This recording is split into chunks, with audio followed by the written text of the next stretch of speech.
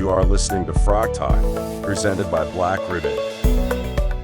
Thank you so much for joining me on Frog Talk. Today, I really want to dive into how organizations can create thriving workplace cultures where employees genuinely want to contribute and grow. We'll look at how systematic approaches to organizational development can turn workplace environments from just functional to truly exceptional. I have the great pleasure of speaking with Kristina Toung, an EOS implementer who helps organizations create environments where everyone wants to show up and contribute to a greater vision. Kristina specializes in helping business owners break free from burnout cycles while building teams that are engaged, accountable, and passionate about their work. Welcome, Kristina. Thanks, Nader. Great to be here. It's great to have you. Before we get started, I just want to talk about you. Could you share a story about what prompted your journey into EOS? How did you even get here? Grew up in an entrepreneurial household, and working in that family business really taught me disciplines and how to work hard and have ownership. And it also gave me a unhealthy sense of work-life balance, which I thought is completely normal when owning a business and the price that you pay. And I still wanted to always own my own business. Like that was the only, I wanted to be my own boss, right? And so everything that I've ever really done leading up to, EOS and owning my own business was to learn how to run a business. And when I started working in 2012, I started working for a company that just was run differently. It had vision. I felt recognized for the hard work that I was putting into the business. And so they were running on EOS. And I saw that those that shared that vision thrived, whereas those that didn't struggled and then were no longer with the company. And I also felt recognized and appreciated, so that allowed me to, or encouraged me to work harder for them, and I eventually became operating partner. And then after a few years of that, I had the opportunity to help another family-owned business expand from their one location to, they wanted to get to their second, and I was like, sure, I can help you. And they were familiar with EOS, so I was able to really come in and start implementing that into their culture and business. And then we grew to 5 locations. And during that time, my love for EOS just kind of grew, and I got more involved with the community and realized that being an implementer and I could help many entrepreneurs and many owners get more balance in their life. I was able to feel the impacts of it, of running a company on EOS and being able to actually have time for other passions and find that work-life balance that I was missing before. And that's where I wanted to help share that it didn't have to be so hard for business owners as it so often can be for entrepreneurs. What was, so in that first company where you sort of discovered EOS, in that first role, what role did you start? I came in as a cocktail waitress. Oh, yeah. So was it in hospitality specifically? It was in hospitality, restaurants. And I remember going in, and I actually was a bartender, and they said, oh, well, we don't really have female bartenders, but you'll make a lot of money as a cocktail waitress. And I was like, okay, sure. You wait. You're going to want me behind the bar. Mm-hmm. The next thing you know, they're like, okay, well, it never took me long for anything. No, I'm just kidding. But I remember when I wanted to get into the bar, and the owner was, okay, great. Like, I hear you're talking a lot of smack, very confident young woman back then.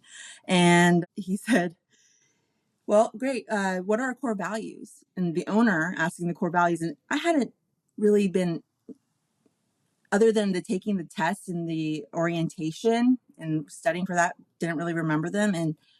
But him asking me that really solidified how important those were. They weren't just words. And so if I wanted to get even considered as a bartender, I had to know the culture. And so I did, and I memorized it.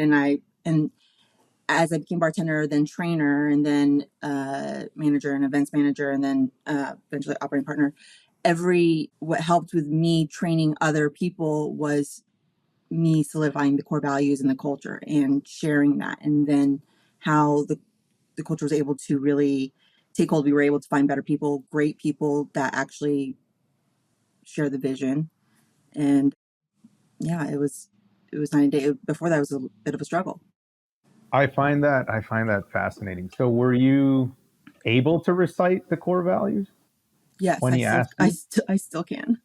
And And there's was also that just 18 points, and I can still cover all those too. And I don't think I can probably, even in Alzheimer's, if I get Alzheimer's ever, I'll be like screaming random words, and there'll be all the 18 points and core values. And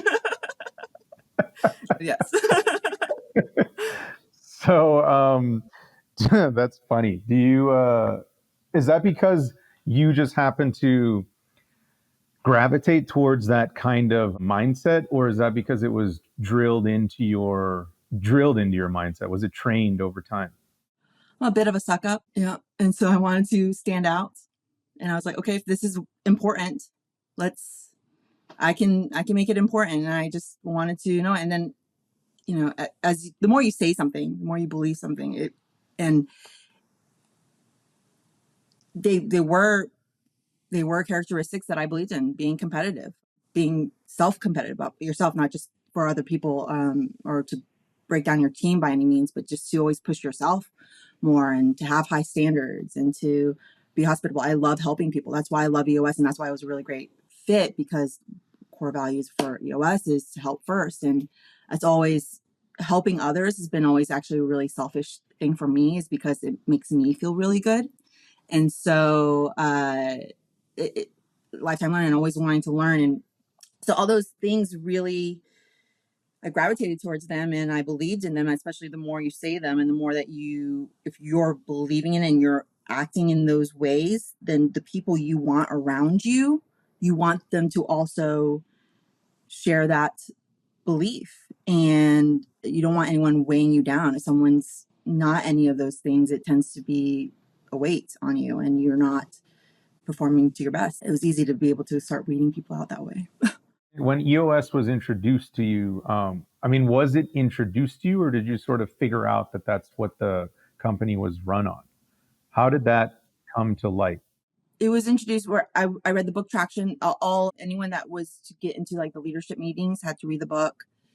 It was painful to read at first, because my perspective, it was, although I had that ownership mentality, it was still somewhat of a textbook kind of read. It wasn't as engaging. So I had to really, it wasn't until I started getting to management that I started really, applying it and engaged in it and seeing how it really works within the organization. Was it a question of like a lack of understanding because you didn't have the experience, or was it because you weren't sort of guided by management and you just didn't care? Other than them saying to read the book, there wasn't so much guidance. And then I read the book to be able to get into the meeting, because I wanted to be in the meetings. But it wasn't until the second time that I read the book that I was like, wow, okay, this really hits. There's a lot of, I saw moments of my own experiences playing out in the book. What excites you the most about what you do? Like in your, let's call it your success stories, or even your stories of challenge and conflict with your clientele. What really sort of makes your heart sing? When their people are excited for the growth of the company and know they're getting clarity and they are starting to work together in a healthy way. That's when I'm starting to see the power, because the owners, like the owner and the leadership team, they're going to get to a certain point. There's a lot of work that happens. And so there's not always clarity on what they're supposed to be doing. And so, and if you have great people on your team that you love working for and they believe in you, they're going to give your all. They're all to you. And, but that isn't sustainable. And so if you really care about your people, create some clarity for them so that they know how they can really make an impact and contribute in a way that's healthy for them to have a great life, for you to have a great life, and to do what you want with your business. And that's what's exciting, is when they're like, I didn't realize that, I didn't have anything to complain about because I enjoyed working for this person. And it was great, and I was going to do it, and I was learning a lot, but I was tired. And so now I can get that clarity back.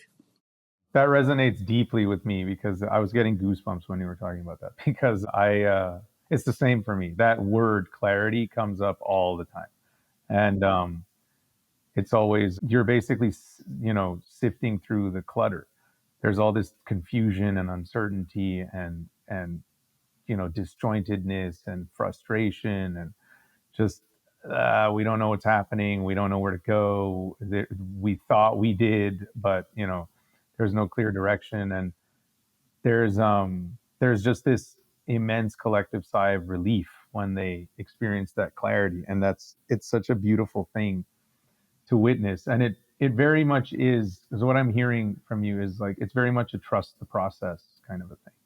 Like they kind of have to, like, it feels crazy at first. I describe it as a cluttered house. Like, if you walk into, let's say, you just moved into a place, right? And you just fill the place up with boxes. It's just filled with boxes and stuff. And you don't even know what's inside the boxes. It's been years they've been in storage, and they're all the way up to the door. Well, you can't start inside. You got to just start. You're like, okay, well, let me just start with this one. What's in this one? Then sort it out. And then what's the next one? Sort it out. And it feels insane at first, right? And then it starts to clear up and it starts to get organized, and you start to sigh relief. And eventually you look back and it's all clean and organized, and all the stuff that didn't need to be there is gone. And you're like, oh, this was why I did that. Yes. Yeah, that's exactly true. It's like, I was watching Marie Kondo a couple years ago, and that she was a big thing, and just putting everything out into the open. And it's like, I thought we were cleaning. This is a lot. Like, why are we overwhelmed with all this stuff? But you have to kind of go through the crap to get clarity. You have to, yeah, you have to. It's the saying, right? Like, it's gonna get worse before it gets better. Like, it just feels insane. Yeah, short-term pain versus long-term, right? It's gonna happen at one point, and you just gotta go through it to make it really sing at the end. Exactly. So speaking of that, what's the first pain point that comes up where you're like, you need this? Ooh, so some common frustrations would be that it's not enough profits. First one would be that the business, they're not in control of the business. The owner's not owner leadership. They're not in control. The business is controlling them. They feel like they're there's a van driving down the highway with the doors flying open, and it's going 90 miles per hour, and they're just trying to hold on in the back, and someone else is driving. That's a first pretty big indication if they're not really able to even take some time off to go see their kid's soccer game without guilt of leaving something behind in their business. Another point would be people frustrations. They're just not feeling like they can find the right people, or get a lot of results from them. And then not enough profits. They've been trying all sorts of things. There's a lot of noise with a lot of leadership books out there, and they pick and choose what they think is going to work, but then it doesn't really stick. And so they become like a flavor of the month type of boss. And yeah, they just keep hitting the ceiling. They want to grow, but they can't break that ceiling, and they don't really know how to. The things that they were doing before, they were able to make decisions, turn on a dime, and make decisions really quickly. But now they're not able to do that and make those kinds of adjustments that they need to make. So when you have these conversations, let's say before an engagement, what in you mentioned a few of these signs, but what's like a clear-cut sign that comes from them and when they're describing their experiences? If, for example, when they're talking about frustration, like employees are frustrated, how do they even gauge that? Do they tell you that? Is there questions that you ask that sort of brings those to the surface? Well, they're right off the bat, they're not necessarily, depending on especially the size and what they've been trying beforehand, they're not necessarily, they can't see what their employees are feeling. They can barely see in front of themselves.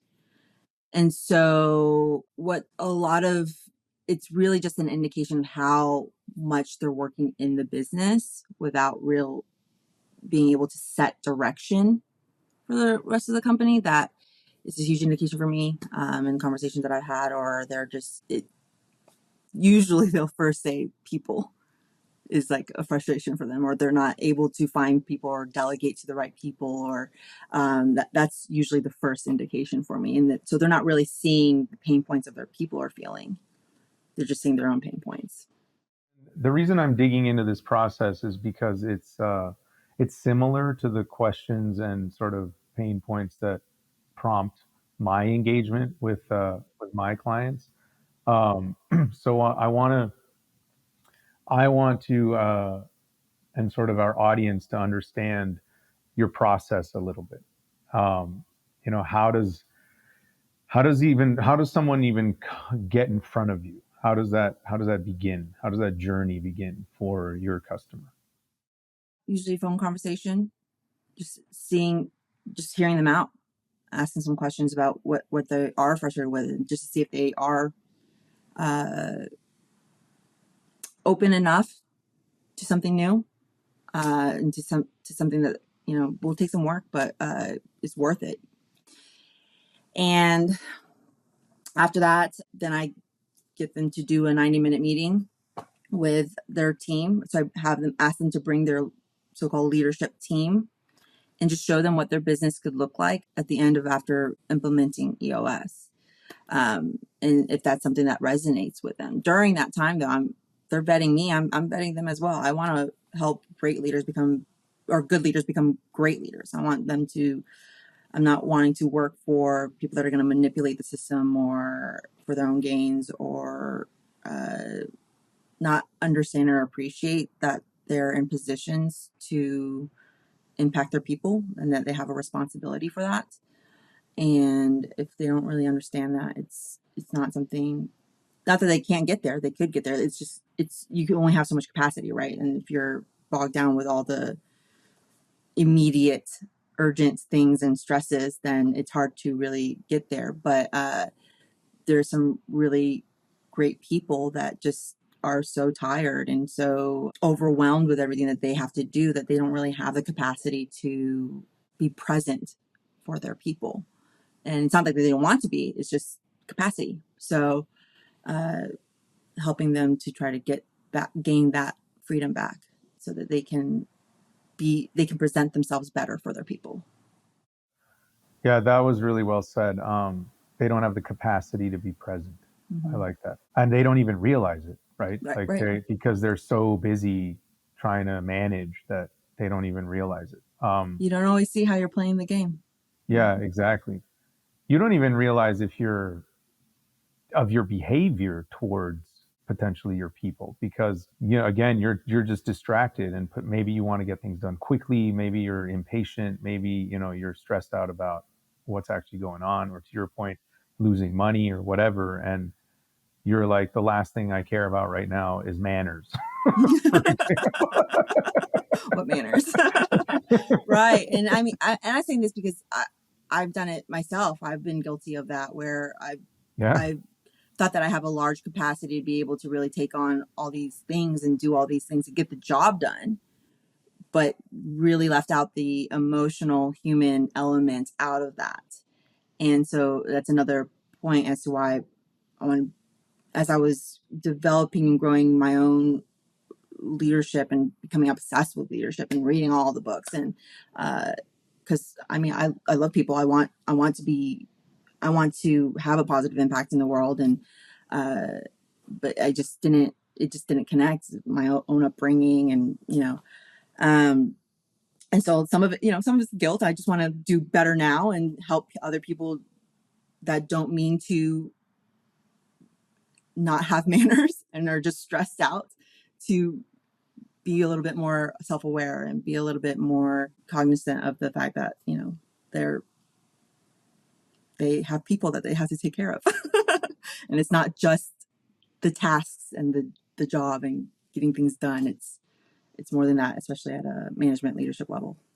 Walk me through how you build cultures where vision and employee engagement sort of naturally align. I imagine there's a lot of moving parts in there. You got to make your core values meaningful. You got to have core values and make them meaningful. And starting from the top, it's having the owner ask me those core values was huge. It made me realize, like, oh, okay. And when I started training people, I didn't want him to ask them and them not know, because that was a reflection on me, right? Me not knowing should have been a reflection on the manager at the time. And I don't know if they had a conversation about that, but right, and that manager didn't last long either. And it's amazing to see companies that really believe in their culture, but by doing so in a meaningful way. It's really simple. And it's core values. And core values is not a new concept. It's been around forever. And there are companies that have them. And then when you ask the owners, what are the core values, and they don't know, I'm like, how do you expect to actually have the rest of your team and people living up to that and breeding? And that's what cultivates the culture. Your people will protect that. The right people that you find that share those core values will also want to work with people that share those core values. And they help start protecting that if they realize that that's something that's important. But you got to make it important. You got to keep them accountable for that. Yeah, I love it when they say it's in the handbook. I'm like, right. Good. Can you recite them? Right. Yes. Like there's if you can't hold your people accountable to them, if you can't recognize when they are showing those characteristics, then how are you promoting anyone to actually behave in that certain way and realize that that's what success looks like? Speaking of hospitality, the Ritz-Carlton is famous for their employee engagement and their company culture, and they actually do monthly. It's either weekly or monthly. Either way, it's frequent. Like trainings where they basically get together as a team, in a stand-up sort of thing, get together and they go through one value at a time. Like they read one value and like really understand what it is. They're not just reading a list of values. They're studying one of them, and then they try to embody that, until the next meeting. And then the next meeting they talk about the next one. And then they just keep going through this over and over and over and over and over again, until it becomes ingrained. And apparently they even have them laminated on little cards that they put in their pockets. So they're always it's always with them. That story is pretty amazing. So what kind of, through EOS, what kind of systems do you put in place to reinforce that sort of training that you're describing? Well, so we're very big about making sure that there's alignment within the leadership team, the people heading the whole company. And so they are always in agreement with what the core values are. They have a core value speech, as you just kind of mentioned with Ritz-Carlton. They know that, because competitiveness for one company may not be what it is for another. So you have to know what that means for you guys specifically. And then where you're going as an organization. And so then we go into a shared by all kind of concept, where we're literally sharing the vision of the organization on a quarterly cadence, and we're celebrating where we've been, we're recognizing where we are, and we are sharing where we're wanting to go, so the rest of the organization can also contribute to that. The core values, like just living them day by day, know, like as the leaders, and then holding your managers accountable for them. And then if your managers hold, it's a trickle down effect. And but you have to really believe in them and see the impact of them, and then really moment you're hiring someone, be transparent about this is who we are. And it's one thing if you do that and you're like, hey, this is who we are, great, and it's never really mentioned ever again when they're employed with you. They're not going to remember it. You have to have that repetition and that belief in it to drive them. Do you interact with employees as well, or is it primarily leadership? Primarily leadership. Yes. Okay.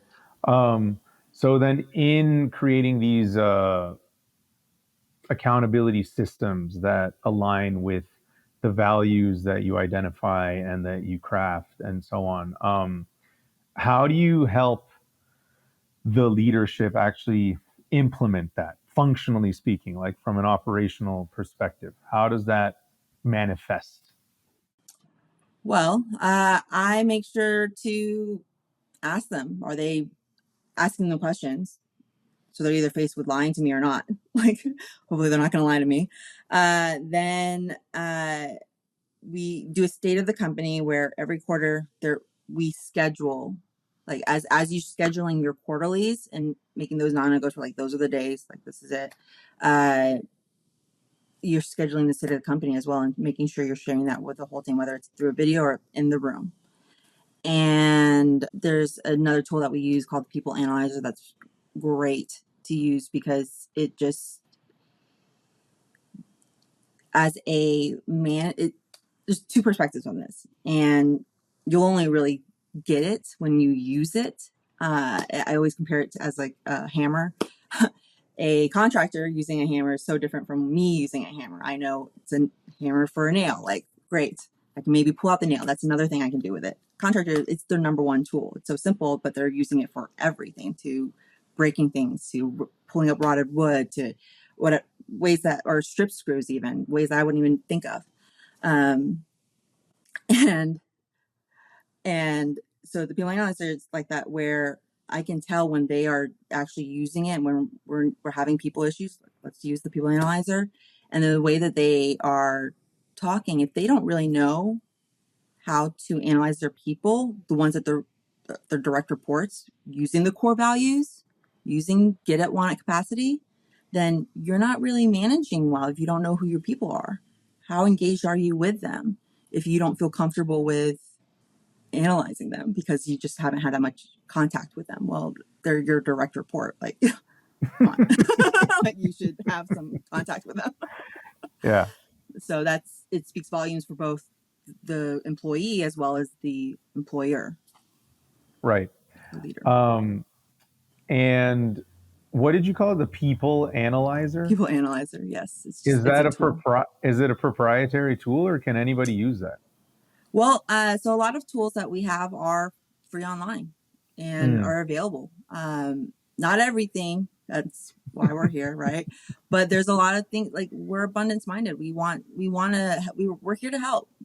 We want people to not struggle, and they'll see the value in using it. So yes, go online, EOS Worldwide, contact me. I'll send it to you for free. Like, but it is an EOS trademark thing. Do you have any stories of,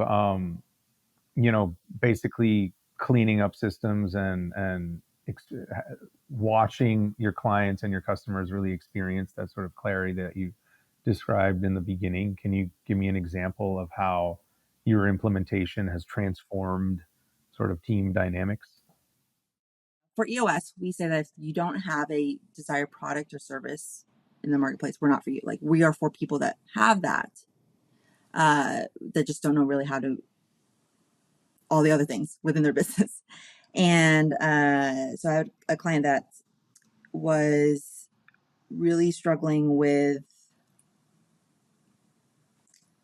even creating a leadership team. They didn't really have one. They have enough employees, but a lot of it was on just the owner, and had one other person that he really relied on for a lot of things, but was still in the trenches doing the work as well as having to do the sales and find the biz dev and all the opportunities. And so coming in for them was so impactful because as he knew what he needed in order to build out a leadership team, to build other people to help him, as opposed to just having it all on himself.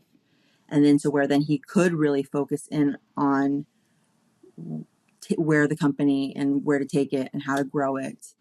And so these other people could come in and actually do what they're great at. There was a guy who was great at operations, really understood all the ins and outs and knew how he wanted things to be done because he'd been working with them so long. So it was an opportunity for him to actually be recognized and get that, start having an impact on people and actually growing and developing himself. And so that was a huge impact for them, was the accountability chart, where the people are going and creating that path. We say with you want to create an opening as a great leader, and you want to create an opening for your people so that otherwise you might lose them, right? If they don't realize that you're stunting them, there's no potential for growth for them. Great people will find somewhere where they can be appreciated.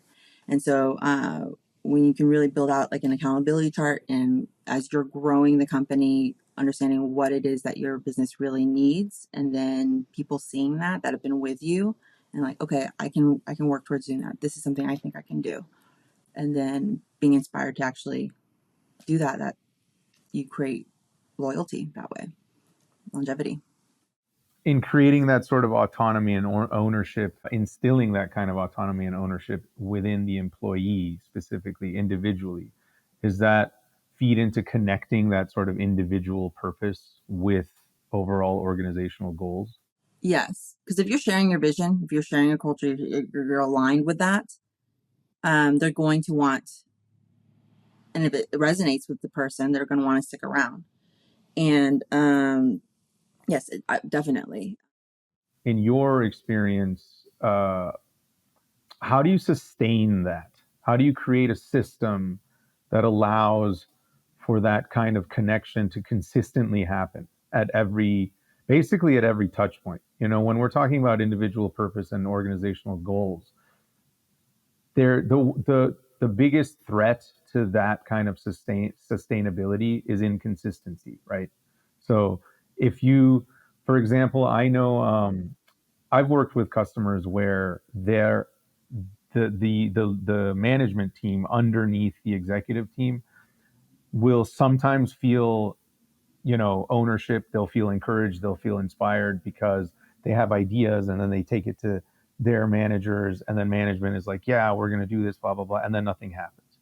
And then there's this like disenchantment, and they get pissed off, and then their motivation drops. And then it like revitalizes, and then they do it again, and they literally go through this cycle, which just kills your top talent. And then that's how they ultimately leave. So when you're creating these systems, what is it that really drives the sustainability aspect of that? And is it fed into the same accountability chart that you described?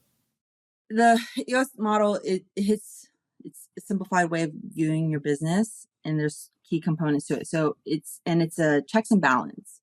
So just having one part of it isn't going to necessarily fix all the other things. It comes together. And so when you have an accountability chart and you have clarity on what your people are accountable for and responsible for and how to drive the business and what roles they do, then you also need to, and it's not just the core values that help build that culture. It's also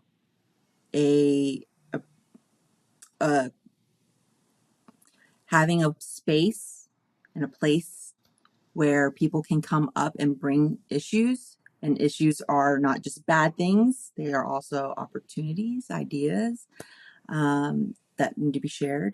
So when you are, as a leader or manager, being open and listening to not judge. We listen and don't judge. And they have a place where if everything has a home, right, everyone knows where to go put it. So you have an issues list. People put it there. And then they have a place, meaning a meeting, where it's, again, we're trying to make it high value, so not wasting time.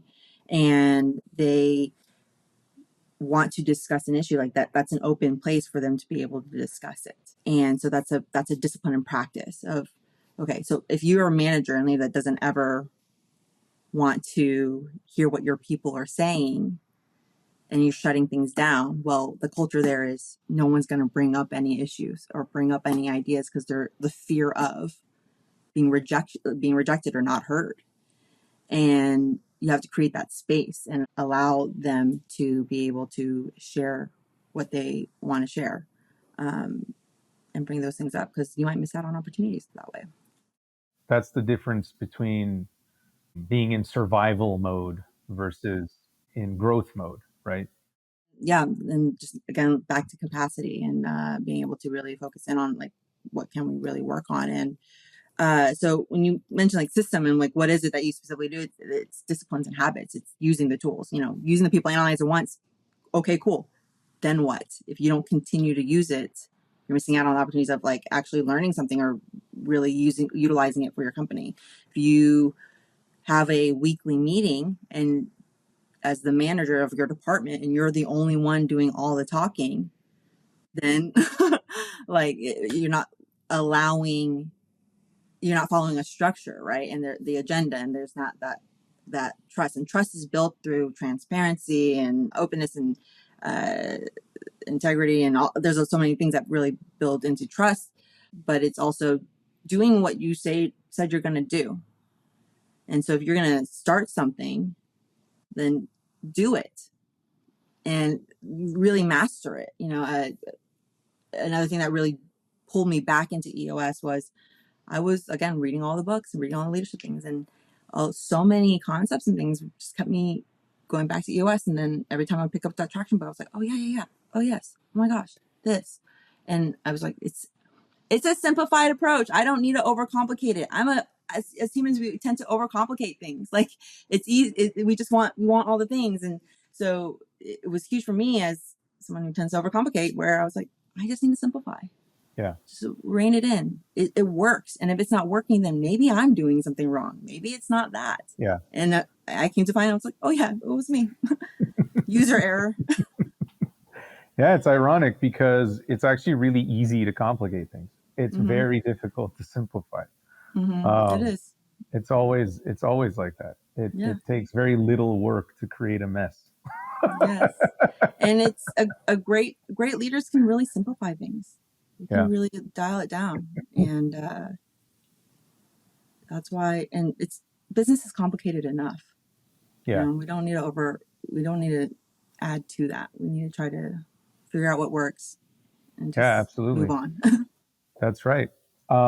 If you had to leave our audience with one nugget to take home with them, something they can apply right away without too much complexity, what would it be?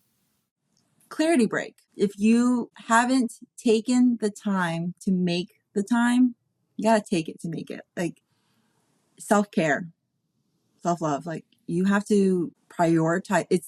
I've always believed in it's the oxygen mask on the plane. You have to put it on yourself before you can help someone else. And if you haven't taken the time to take a clarity break to really work on your business, to know what's working, what's not working, am I really focused in on the right things? Am I just pen and paper, something simple, no distractions? Like, do I have all the right people? Do I have all the roles filled? Or like just asking yourself these questions that will help you create some more clarity on what your business really needs. Am I running on an operating system where my people know how to drive results and accountability? Are my managers the right people that are managing? Or, is there opportunities for them?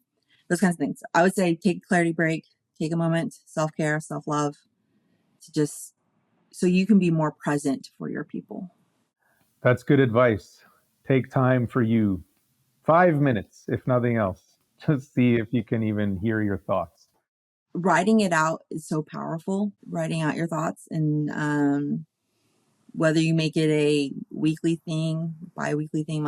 I do my clarity breaks bi-weekly, and as I said, like 30 minutes a weekly. I do an hour and a half, and I just no distractions, write out what I need to do, what I'm focusing on, Yeah. and make sure that I'm not overcomplicating.